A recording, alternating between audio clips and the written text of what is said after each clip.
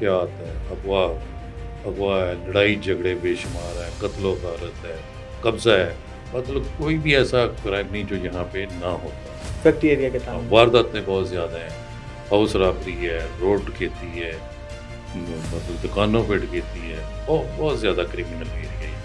ایک نوجوان لڑکی کو اس کی ماں نے اور بھائی نے زندہ جلا کے قتل قتل کر۔ یہ خبر ملنے سے میرا ہر 5 منٹ بعد تک کوئی ایسا آفیسر نہیں ہوگا جس نے مجھے فون نہ کیا ہو۔ چھت کے اوپر ڈیڈ باڈی پڑی تھی اور وہ اس کی والدہ بھی موجود نہیں تھی، اور بھائی جس نے دونوں نے یہ کام کیا تھا دونوں فرار ہو چکے تھے۔ اصل سٹوری یہ سامنے آئی کہ لڑکی کچھ دیر پہلے کسی کے ساتھ بھاگ گئی تھی اور اس نے اپنی مرضی سے نکاح کر دیا، تو یہ ماں اور بھائی اسے دھوکے سے واپس لے آئے کہ اس طرح ہماری عزت نہیں رہتی، لڑکی ہمارے ساتھ بھیج دو، ہم کچھ دن بعد اسے باقاعدہ نکاح کر کے لوگوں کے سامنے آپ کے ساتھ دیں گے، پراپر شادی کریں گے، پراپر شادی کریں گے تاکہ ہماری محلے میں عزت اور رشتہ داروں میں عزت بڑھا دیں۔ وہ لڑکی والے بھی بیچارے ان کی باتوں میں آ گئے اور انہوں نے اسے لڑکی کو بھجوا دیا، بلکہ وہ اس کو ماں اور بیٹا دونوں پتہ چلا محلے داروں کو اونچی اونچی گالیاں نکالتے رہے۔ اتنا سفاق مطلب زندہ ایسے ہی ماں جلایا بیٹا ایسا ان کا خون سفید ہوا اپنی سکی اولاد کے لیے کہ اپنی آنکھوں کے سامنے اسے تڑپا کے جلا کے اسے یقین کریں کہ 8 دن میں اور میرا بس ہوئی، ہم دن رات بس اسی کام کے پیچھے بھاگے، صرف کسی ٹائم 2 نوالے کھانے کے لیے رکتے تھے اور پھر چل پڑتے تھے جہاں طلاع ملی کہ جی گجرالے جا رہے ہیں، اب جی وہ پنڈی بٹیاں چلا گیا وہاں پہنچ رہے ہیں، اب جی وہ فیصل آباد ہے، ساہیوال ہے، مطلب آدھا پنجاب جو ہے نا وہ پھر لیا ہوگا۔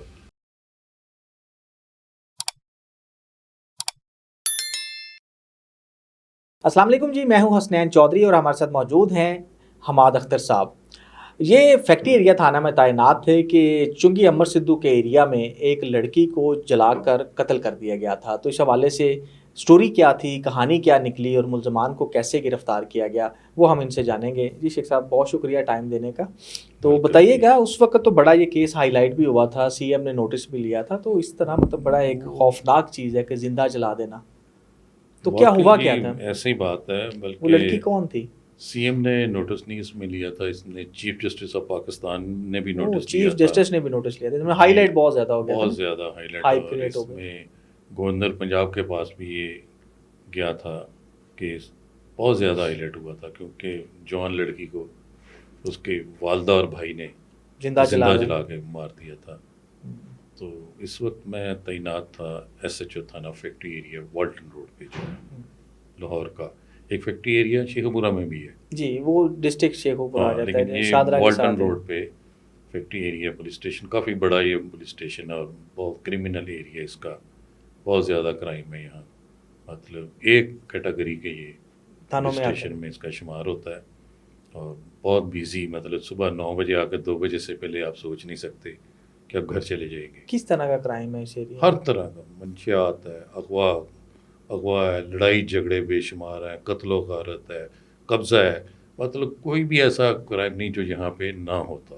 فیکٹری ایریا کے تعلق وارداتیں بہت زیادہ ہیں، ہاؤس رابری ہے، روڈ ڈکیتی ہے، مطلب دکانوں پہ ڈکیتی ہے، بہت زیادہ کرمنل ایریا یہاں، پتنگ بازی ہے، مطلب کوئی بھی ایسا کام نہیں جو یہاں نہیں جو ہوتا، یہاں، اور کافی بڑا علاقہ، بہت بڑا، اس وجہ سے پھر اسی طرح جرائم بھی ہوتا ہے، آبادی زیادہ ہے نا، شراب کنجسٹڈ ہے، فروشی بہت زیادہ ہے یہاں پہ، منشیات کے بڑے، وہاں میں نے بڑے کیس حل کیے ہیں۔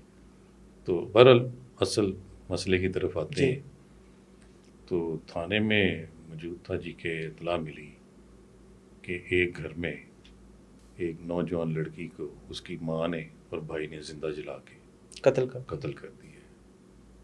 تو مجھے خبر ملنے سے میرا ہر 5 منٹ بعد تک کوئی ایسا آفیسر نہیں ہوگا جس نے مجھے فون نہ کیا ہو، اور آپ کے پریس والے ماشاء اللہ وہ فون پہ ہی مجھ سے سوال کر، میں کہا یار مجھے موقع پہ تو چلے جانے دیں، میں پھر سارا کچھ بتاتا ہوں۔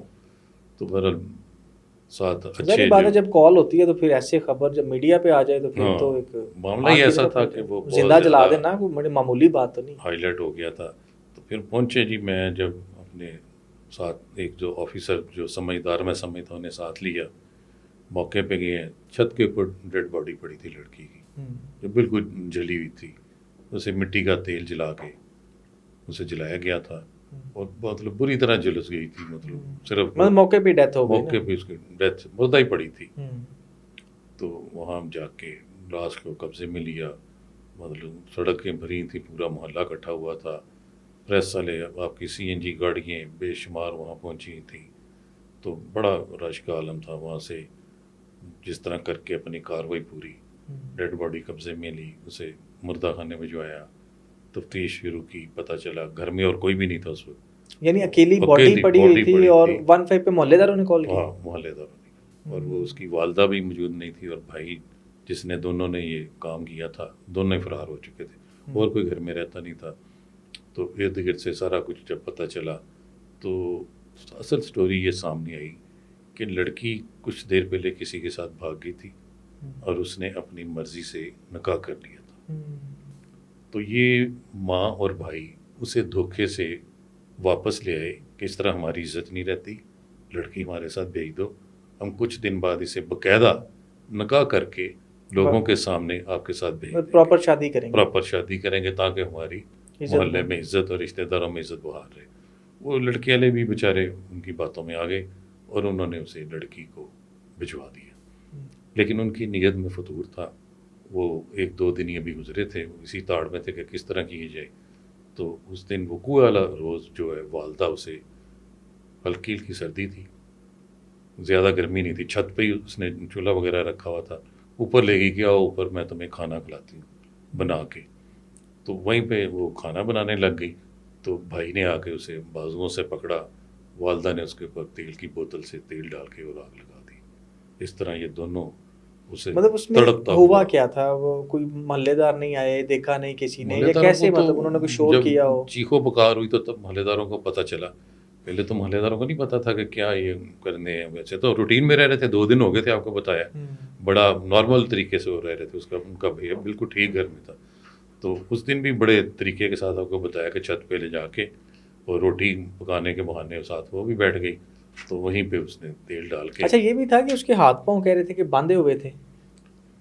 نہیں، ہاتھ پیر نہیں باندھ، وہ بھائی نے پکڑ لیے نا، تو والدہ نے چڑھ کے اس کو آگ لگا دی. پھر انہوں نے، آپ کو پتا ہے جب مٹی کا تیل ڈلا تو آگ پھر وہ تو پانی سے بھی نہیں بجھتی، تو وہ بجھانے والا تو کوئی تھا ہی نہیں. پھر وہ تو دونوں تماشا دیکھتے رہے. بلکہ وہ اس کو ماں اور بیٹا دونوں پتہ چلا محلے داروں کی اونچی اونچی گالیاں نکالتے رہے اسے جلتی ہوئی دیکھ کے کہ تم نے ہماری عزت خراب کی، تم فلانی یہ وہ اس طرح. مطلب انہوں نے اتنا صفاق دونوں مطلب تھے، زندہ ایسے ہی ماں جلایا بیٹا، ایسا ہوگا. ان کا خون سفید ہوا اپنی سکی اولاد کے لیے کہ اپنی آنکھوں کے سامنے اسے تڑپا کے جلا کے اسے مار دیا. تو اس پہ جو والدہ تھی یا بھائی تھا، ان سے جب گرفتار کیسے کیا؟ مطلب جب فرار ہو گئے تو پھر کیسے پتہ کیسے چلا؟ گرفتار تو یہ میں بھی آپ کو وہی بتا رہا ہوں، بڑی لمبی کہانی. اگر میں یہ آپ کو بالکل ٹو دی پوائنٹ بتانا شروع کروں تو یہ میرا 2 دن لگ جائے. اتنی اس پہ محنت کرنی پڑی، اتنا کچھ کرنا پڑا، کیونکہ ظاہر انہوں نے اتنا بڑا جرم کیا تھا تو انہیں پتا تھا اس کا انجام بھی کیا. وہ بھاگے. اوپر سے یہ ہوا کہ اس کیس کا سارے کا notice chief justice of Pakistan نے لے لیا.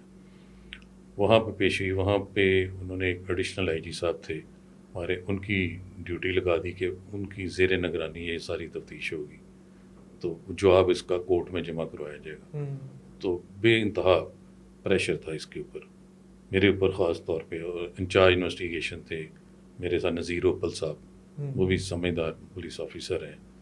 تو زیادہ مجھے، آپ کو پتہ، سارا ذمہ داری پھر آپریشن پہ آ جاتی ہے کہ آپریشن والے پکڑیں جی، وہ تو تفتیش کر رہے ہیں.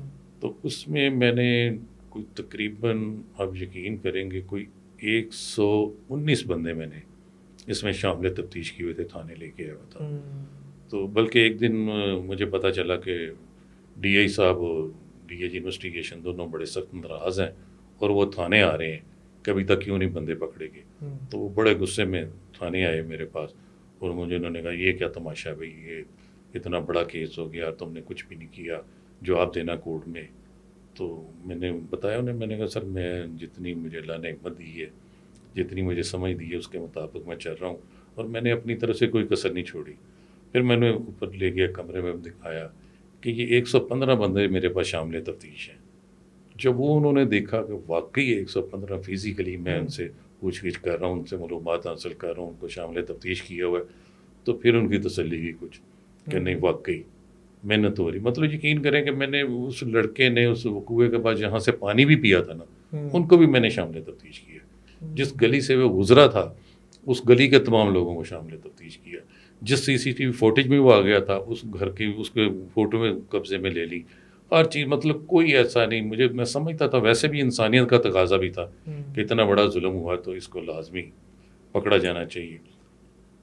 بہرحال وہ ساری میری محنت ساتھ باقی میرے عملے کی محنت کیسے ملا, کیسے مطلب تو وہ پکڑا کیسے, رنگ پتہ لائی کیسے کہ چلا؟ پھر ہم نے اس کے ایک بنوئی کو شامل تفتیش کیا تو اس نے بتایا کہ یہ شیخو پورے میں اس کا ایک دوست رہتا ہے تو میرا خیال ہے کہ وہاں ہوگا. پھر اسے ہم نے لے کے جب وہاں ریڈ کی تو وہاں سے اس نے بڑی کوشش کی, مزاحمت بھی کی اور بھاگنے کی بھرپور کوشش کی.